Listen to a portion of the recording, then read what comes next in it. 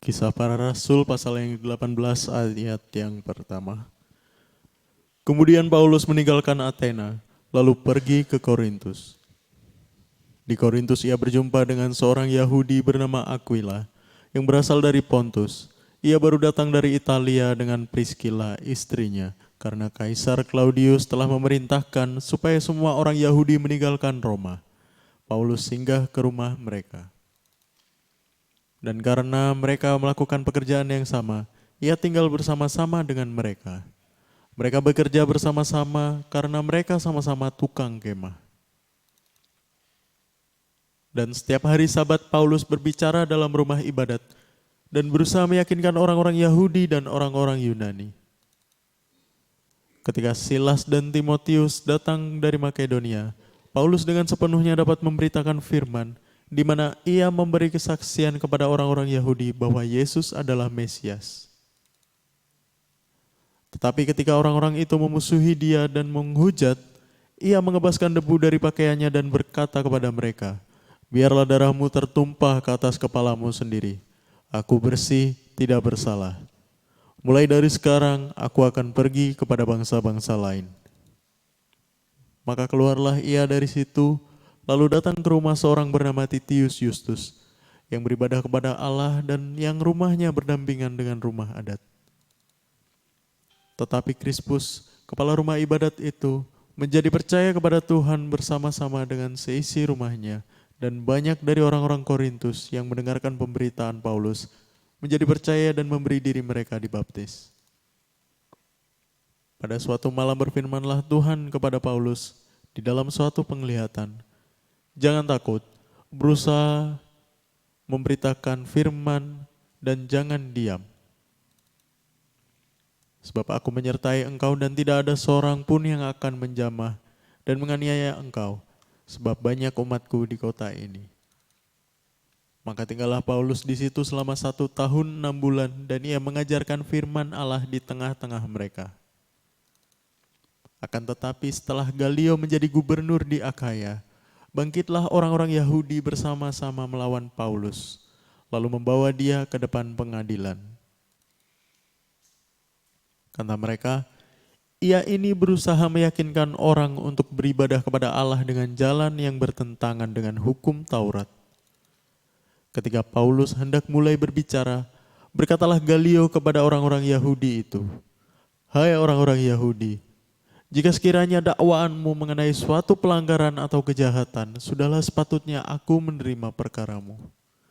Tetapi kalau hal itu adalah perselisihan tentang perkataan atau nama atau hukum yang berlaku di antara kamu, maka hendaklah kamu sendiri mengurusnya. Aku tidak rela menjadi hakim atas perkara yang demikian." Lalu ia mengusir mereka dari ruang pengadilan. Maka orang itu semua menyerbu Sostenes, kepala rumah ibadat, lalu memukulinya di depan pengadilan itu. Tetapi Galio sama sekali tidak menghiraukan hal itu. Paulus tinggal beberapa hari lagi di Korintus. Lalu ia minta diri kepada saudara-saudara di situ dan berlayar ke Syria. Sesudah ia mencukur rambutnya di Kengkrea karena ia telah bernazar. Priscilla dan Aquila menyertai dia. Lalu sampailah mereka di Efesus. Paulus meninggalkan Priscilla dan Aquila di situ. Ia sendiri masuk ke rumah ibadat dan berbicara dengan orang-orang Yahudi.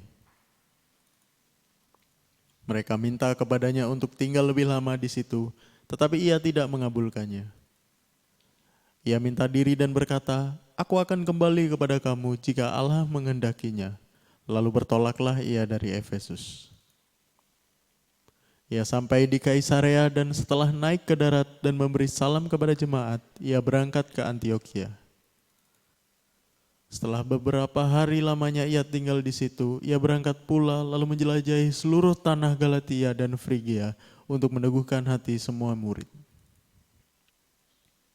Sementara itu datanglah ke Efesus seorang Yahudi bernama Apolos yang berasal dari Alexandria. Ia seorang yang fasih berbicara dan sangat mahir dalam soal-soal kitab suci.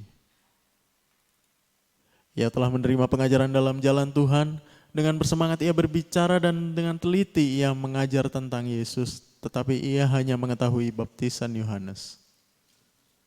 Ia mulai mengajar dengan berani di rumah ibadat, tetapi setelah Priskila dan Aquila mendengarnya, mereka membawa dia ke rumah mereka dan dengan teliti menjelaskan kepadanya jalan Allah. Karena Apolos ingin menyeberang ke Akaya, saudara-saudara di Efesus mengirim surat kepada murid-murid di situ, supaya mereka menyambut dia. Setibanya di Akaya, maka ia oleh kasih karunia Allah menjadi seorang yang sangat berguna bagi orang-orang yang percaya. Sebab dengan tak jemu-jemunya ia membantah orang-orang Yahudi di muka umum dan membuktikan dari kitab suci bahwa Yesus adalah Mesias. Oke, shalom semuanya. Tuhan berkati ya. Thank you semua hadir. Nah, di beberapa episode yang lalu kita membicarakan bagaimana kelahiran seseorang, termasuk tokoh-tokoh Alkitab, di mana beberapa orang lahir dalam posisi-posisi yang baik, beberapa orang lahir dalam posisi yang tidak baik. Tetapi semuanya akan mengalami alur kehidupan di mana Allah akan membawa ke ceruk atau lembah, di mana titik terendah itu akan mengalir yang namanya air-air kehidupan menjadi sungai kecil. Saudaraku, kalau dianalogikan seperti itu. Namun setelah itu sungai itu akan berkumpul, sungai kecil itu dengan beberapa sungai kecil menjadi sungai besar, lalu menuju ke lautan bertemu di muara. Di mana di muara itu kehidupan itu sangat kaya, sehingga nelayan-nelayan itu hidup di pinggiran muara itu menjadi kehidupan yang besar, menghidupi banyak orang. Itulah perjalanan kehidupan seorang hamba Tuhan. Demikian juga Paulus, saudaraku, di mana Paulus melahirkan Aquila Priskila. Padahal pelayanan Paulus itu door to door, man to man. Berbeda dengan Petrus yang melahirkan ribuan orang yang bertobat, bayangannya menyembuhkan orang sakit. Pelayanan demikian besarnya, mega church, otomatis dihormati banyak orang. Sedang Paulus ditolak banyak orang. Tetapi Paulus melahirkan yang namanya hamba-hamba Tuhan menjadi tokoh-tokoh Alkitab. Setelah telusuri kitab Paulus menulis berapa nama itu dari hasil pelayanan daripada Paulus. Sedang Petrus tidak melahirkan seperti Paulus. Suatu kontur yang berbeda, struktur pelayanan dan kehidupan Yesus yang berbeda. Sehingga kita belajar, Allah memberikan mungkin kecil dalam kehidupan kita. Mungkin kita lahir dari keluarga yang tidak berarti, yang berantakan, anak yang dikandung dari dosa, yang gak kenal orang tua dan sebagainya. Lahir hidup di tengah keluarga yang bercerai dan sebagainya. Anak orang tidak mampu, kekurangan dan sebagainya. Tetapi mereka semua tokoh Alkitab ketika bertemu Yesus, dilahirkan oleh Yesus, mereka akan dibawa pada puncak-puncak gunung-gunungnya Allah, yaitu kehendak Tuhan yang sempurna. Paulus puncak gunungnya para pemimpin pelayanan. Musa melahirkan dua orang pemimpin, satu pemimpin terbesar namanya Yosua. Seorang pemimpin yang memimpin bangsa Israel berkembang beranak pinak demikian banyaknya, menduduki tanah Kanaan dalam peperangan dengan setiap suku dan bangsa di tanah Kanaan. Yang diawali Yosua seorang budak. Di usia 30 tahun dia mengikut Musa di padang gurun 40 tahun. Lalu memasuki panggilannya 40 tahun sehingga Yosua usia 110 tahun dipanggil pulang. Musa 120 tahun. Memulai perjalanannya 40 tahun di Mesir, 40 tahun di Midian, 40 tahun di padang gurun. Ketika bertemu Musa dan Yosua, Yosua usia 30 tahun, Musa 80 tahun. Semuanya Allah atur. Sehingga pada episode yang lalu kita belajar bahwa nggak boleh merendahkan apa yang ada dalam kehidupan kita. Nggak boleh menilai apa yang kita sudah capai. Apabila kita hidup di dalam rancangan Tuhan. Yang setiap yang kita kerjakan, setiap yang kita lakukan itu mengikuti perintah Tuhan. Taat dan setia dengan firman Tuhan. Itu penting saudaraku. Sehingga kita akan belajar tentang Paulus. Bagaimana Paulus itu seorang yang dipakai Allah, rasul di luar Yahudi. Saudara baca searching tentang patok. Paulus tulis itu. Ini ketemu di pasal 18 Kisah Rasul, bagaimana dia tetap ditolak oleh orang Yahudi. Paulus mantan pemimpin Yahudi, pemimpin agama yang punya surat kuasa besar, lulusan terbaik Gamaliel University, murid kesayangan yang namanya Gamaliel, guru besar yang dihormati di Israel, sehingga dia mendapatkan kepercayaan. Setelah itu Paulus ketemu Yesus. Saulus berubah menjadi Paulus, menjadi door to door sales. Tapi Paulus taat, cuman melangkah masuk ke rumah ibadat dia mengajar, dia ditolak karena rencana Tuhan, kehendak Tuhan, rancangan Tuhan, dia rasul di luar Yahudi. Sehingga saudaraku, hari ini kita belajar bahwa apapun yang saudara ingin lakukan, kalau bukan rencana Tuhan, titik akhirnya akan gagal. Sehingga Paulus mengatakan bahwa aku akan memberitakan Yesus di luar bangsa Yahudi, yaitu bangsa-bangsa lain. Firman Allah tidak terbantahkan saudaraku. Firman Tuhan itu ya dan amin. Sehingga saudaraku hari ini, ketika saudaraku lari dari panggilan, lari dari seorang ayah, lari dari seorang ibu, lari dari seorang hamba Tuhan, lari dari panggilan pelayan Tuhan, percuma. Saudaraku akan ditolak, saudaraku akan gagal. Yang menjadikan kita berhasil itu firman Tuhan. Yang menjadikan kita berhasil itu kehendak Tuhan dalam kebenaran firman-Nya. Bukan kebenaran yang saudara miliki, yang saudara dirikan sendiri. Bahkan ada beberapa bagian orang yang mengatasnamakan firman atau bersembunyi di balik firman. Padahal kehendak Allah enggak seperti itu. Loh iya, hidup itu harus berhikmat. Kan masih di bumi. Jadi kita masih butuh ini itu, enggak bisa begitu. Paulus kalau mengatakan itu pasti dia bicara begini, lebih baik aku menjadi anggota Sanhedrin, aku bisa bekerja lebih banyak buat Allah daripada aku menjadi seorang sales door to door, man to man, memenangkan jiwa. Tetapi ketika Paulus melakukan itu tidak ada Timotius, tidak ada Aquila Priscilla, tidak ada Titus, tidak ada Sosteres, nggak ada. Semua orang-orang dipakai Tuhan luar biasa, nggak ada. Kita pun nggak bisa menjadi Kristen karena nggak ada bukunya yang namanya tulisan Paulus, karena dia menjadi anggota Sanhedrin, tetap ngurusi Taurat. Sehingga kita nggak punya alasan apapun yang bisa dibenarkan oleh Allah untuk keluar dari rencana rancangannya. Saudara harus naik ke gunungnya Allah. Sehingga pada waktunya, sudah waktunya pulang. Seperti Paulus, dia mengakhiri pertandingan iman dengan baik.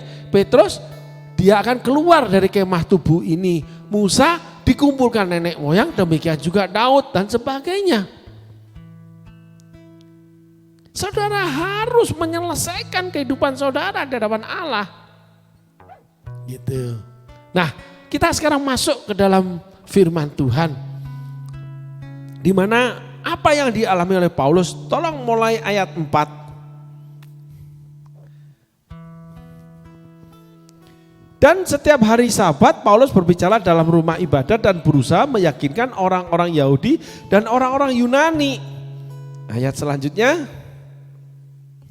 Ketika Silas dan Timotius datang dari Makedonia, Paulus dengan sepenuhnya dapat memberitakan firman di mana ia memberi kesaksian kepada orang-orang Yahudi bahwa Yesus adalah Mesias. Coba saudara pahami ini dulu. Paulus itu berjuang mati-matian loh saudaraku. Wih, begitu ada tambahan pasukan nih, 2 hamba Tuhan datang, wah dia lebih lagi semangat. Akhirnya tetap nggak diterima kok, karena nggak ada firman di sana. Saudara berjuang mati-matian kayaknya berhasil, akhirnya nggak diterima kok. Kalau Lot itu akhirnya hidup di tengah-tengah puncak-puncak kejayaan, kebejatan, dosa. Karena Lot memilih sungai Yordan. Kalau kisah Paulus, karena dia keluar dari jalur Tuhan, kelihatannya dia khotbah di rumah ibadat, sampai ditambah lagi lebih rajin. Gak ada hasilnya saudaraku, ditolak. Segala sesuatu ketika Allah sudah menetapkan, kita keluar dari ketetapan Allah, nggak ada hasilnya, tetap ditolak. Bahkan bisa kita menjadi seperti Lot, hidup di tengah-tengah puncak-puncak kejahatan manusia. Itulah kota Sodom Gomora.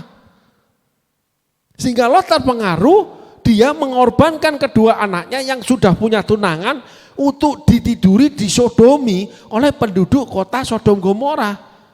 Peristiwa Tuhan mengutus malaikatnya. Lot menjadi terinfiltrasi, terkamiri, menjadi punya kebiasaan yang salah, kebiasaan yang jahat. Seperti penduduk Sodom Gomora. Pergaulan yang buruk merusakkan kebiasaan yang baik. Saudara harus paham ini. Yuk kita bahas ayat selanjutnya.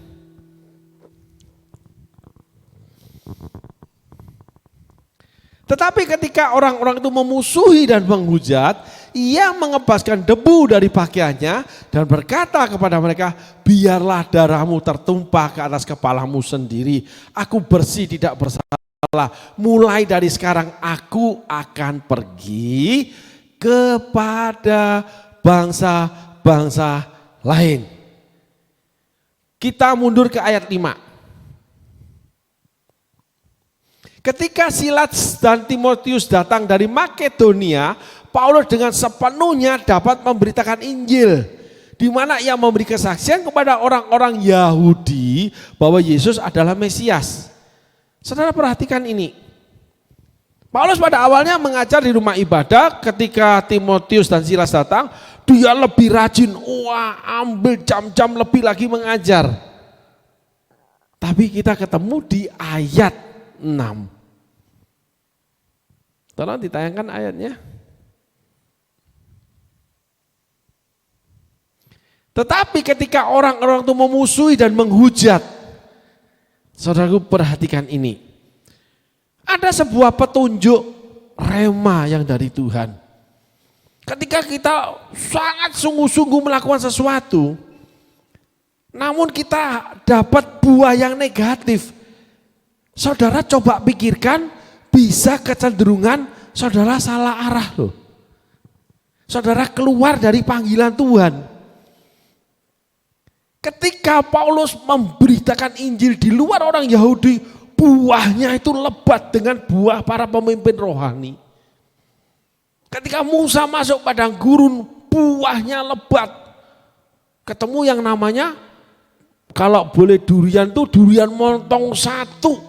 Isinya dalamnya banyak, namanya Yosua. 1 orang mengalahkan 1000 orang. Seorang pemimpin membawai jutaan pasukan Israel yang diawali dengan kehidupan sebagai seorang budak 30 tahun. Itulah kehidupan saudaraku. Kita nggak bisa memilih, walaupun kita boleh memilih. Kita boleh memilih, tapi ketika pilihan kita nggak sesuai dengan pilihan Tuhan, kita sudah salah pilih. Berarti kita sebenarnya tidak bisa memilih, walaupun diberikan hak free will. Segala suatu kegagalan ketika kita hidup di dalam Tuhan dan firman Tuhan sudah ditetapkan oleh Tuhan dalam hidup kita, apabila itu menyebabkan yang namanya segala sesuatu penolakan atau segala sesuatu yang tidak berbuah, segala sesuatu yang negatif dan sebagainya, tidak ada hasilnya, saudara sudah salah jalan. Baik sebagai hamba Tuhan, sebagai seorang pengusaha, seorang pelajar, seorang suami, seorang istri, seorang anak dan sebagainya. Karena hidup itu Allah sudah menetapkan. Sebelum dunia dijadikan, aku sudah ditetapkan Allah menjadi seorang rasul. Paulus tulis. Yeremia tulis, sejak dari dalam perut ibuku, aku sudah ditetapkan jadi seorang nabi. Daud tulis, di dalam perut ibuku, aku ditenun, dibentuk pribadinya. Sehingga Daud dari kecil itu sudah mengasihi Allah, sudah berdendang, bermazmur, bernyanyi, menaikkan pujian kepada Allah. Sehingga kata-katanya di Mazmur itu adalah puisi buat Tuhan, curhatnya Daud. Dia seorang seniman dalam pujian. Semuanya Allah sudah tetapkan. Sehingga hari ini kita belajar saudaraku. Coba tilik saudara. Saudara sebagai apa? Punya kemampuan apa? Lalu apa yang Allah inginkan saudara lakukan. Musa seorang ahli perang, pangeran Mesir. Dia menjadi pemimpin padang gurun. Kenapa? Karena ketika memimpin prajurit 500.000, 600.000 orang, itu sama aja membuat sebuah kumpulan anak manusia berjalan mobile, berperang. Seperti rumah tangga, ada makanan, minuman, rumah sakit, gudang-gudang, ada perawat, harus disediakan perempuan. Kehidupan yang di dalam peperangan sebuah pasukan besar itu enggak semudah yang saudara bayangkan. Ketika sebuah negara mengirimkan pasukannya 100.000, itu kebutuhan hidup 100.000 prajurit yang harus dipikirkan. Dari vitamin, dari nutrisi, obat, peralatan senjata, lalu bahan bakar, tempat tinggal, semuanya seperti kehidupan sebuah kota. Sehingga Musa karena dia mantan pemimpin militer, dia mampu mengurus 600.000 kakak. Tapi ujungnya gagal. Yang Tuhan tuju satu titik kecil yang namanya Yosua. Sehingga keberhasilan saudara itu bukan ukuran. Kalau saudara sudah menyelesaikan kehendak Tuhan, bukan. Kalau kita menilik dari kisah Musa, kisah Paulus. Paulus berjuang, berkhotbah di gereja, tetap ditolak. Ternyata Paulus, dia ketika dari rumah ke rumah, dari man to man, door to door, memberitakan dari manusia ke manusia. Salah satu contohnya, tinggal serumah dengan Aquila Priscilla, sharing, ngobrol. Paulus menjadikan mereka murid Kristus. Lalu menjadi pemimpin-pemimpin rohani di masa akan datang. Musa dilayani oleh Yosua sebagai bujang pembantu rumah tangga pria. 40 tahun, tapi pembantu ini, budak ini yang jadi panglima perang. Bukan seorang manajer dari lain-lain, tapi orang sederhana dari office boy itu akan menjadi pemimpin perusahaan. Karena Allah tetapkan. Sehingga saudara, apapun profesi saudara hari ini, Tuhan siapkan yang besar di depan. Tetapi apapun yang saudara miliki hari ini, itu belum tentu untuk apa yang Allah tuju. Itu cuma persiapan. Paulus persiapan memiliki pengetahuan Taurat untuk diberikan namanya pengetahuan firman Allah, kasih karunia anugerah Yesus. Sehingga Paulus menulis selalu disisipi dengan namanya kitab Taurat atau perjanjian lama kalau Alkitab kita sekarang. Ada rujukan. Musa punya kemampuan berperang, memimpin prajurit, kemampuan dia untuk memimpin namanya para budak seperti prajurit. Kebutuhan yang sama karena manusia yang banyak. Tetapi bukan itu tujuan Tuhan. Di ujungnya ketemu Yosua yang tidak berarti. Paulus khotbah di rumah ibadat, dia pikir dia bisa memenangkan jiwa. Tidak. Ternyata yang serumah dengan dia, yang bukan orang yang beribadah, pedagang kemah, itu yang malah sebagai seorang guru yang mengajar seseorang yang melayani, yang punya yang namanya fasih Taurat. Bayangin, pedagang kemah mengajar seorang guru tentang jalan Tuhan. Sehingga ada rencana Allah yang tersembunyi, yang saudara mungkin belum lihat. Sehingga saudara tidak boleh lihat keadaan saudara hari ini. Sekecil apapun yang saudara lakukan, sebesar apapun yang saudara sudah miliki, itu bisa menjadi cuman sebuah tempat berpijak atau alat untuk menuju kehendak Allah yang sempurna. Musa dengan Yosua, Paulus dengan para tokoh-tokoh pemimpin masa depan untuk perjalanan gereja, para rasul. Lahir di tangan Paulus. Kalau Petrus nggak ada ditulis, Yakobus ada, Yohanes ada, Rasul Yohanes ada. Gitu saudaraku. Tapi yang ditulis menonjol namanya itu murid-murid Paulus. Ada hal tersembunyi hanya bagi Allah, ada hal yang dibukakan hanya bagi kita dan anak cucu kita. Sehingga kita harus terus mencari kehendak Allah. Jangan berpijak apa yang hari ini kita miliki yang sudah hebat, lalu kita juga merendahkan segala sesuatu yang menurut kita kecil, karena Allah yang menentukan. Sehingga kita harus mencari kehendak Allah yang sempurna seperti yang dikatakan oleh Paulus. Satu hal yang aku kehendaki yaitu mencari kehendaknya yang sempurna. Amin saudaraku. Hari ini kita belajar. Sebesar apapun, sehebat apapun yang kita miliki, itu bisa kemungkinan bukan tujuan Allah yang sempurna. Itu cuma alat di tangan Allah. Sekecil apapun kita lakukan, itu tidak boleh kita pandang kecil, rendah atau hina. Karena itu akan menuju kepada kehendak Allah yang besar. Yang besar belum tentu kehendak Allah, yang kecil bisa menjadi kehendak Allah. Biarkan Allah yang memutuskan. Bagian kita taat dan setia mengikuti jalan-jalan Tuhan, sehingga kita ketika mencapai puncak gunung dalam rencana Allah, kita secara sadar tidak sadar kita akan melihat, wow, ternyata ini yang berbuah lebat. Paulus berkhotbah di gereja besar, tidak ada satupun yang menerima dia. Ketika di rumah bersama pedagang kemah, malah pedagang kemah ini mengajarkan seorang guru besar. Itulah keunikan Allah. Amin saudaraku. Tuhan Yesus berkati. Terima kasih.